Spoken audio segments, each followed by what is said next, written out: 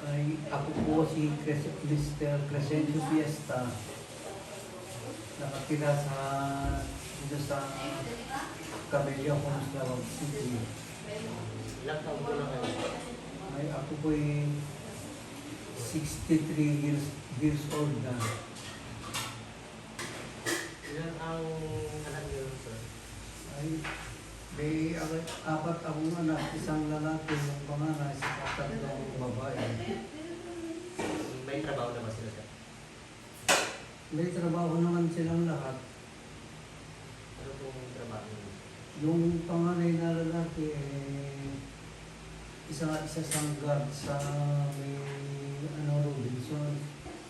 Saka yung sumunod, nasa Dubai siya.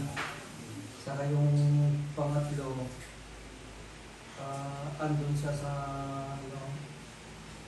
Santiago City, Isabela.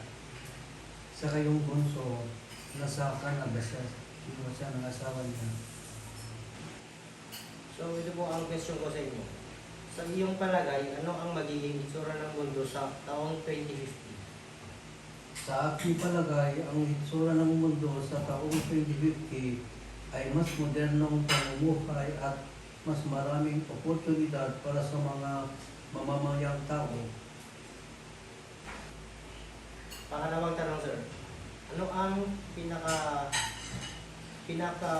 pinakakinatutuwa o pinakababahala mo tungkol sa hinaharap? Sa aking opinion, para sa nakabahala ko sa hinaharap ay ang karamihan sa mga kabataan ay mas pinipili nilang magtrabaho kaysa mag-aral. Huling tanong, sir. Anong payo ang may bibigay mo sa kabataan ngayon para makalikha ng mas magandang kinabukasan?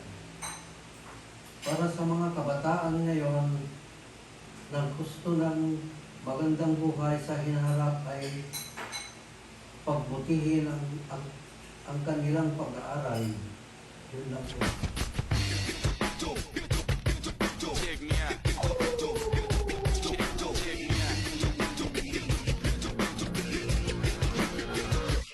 Kailan?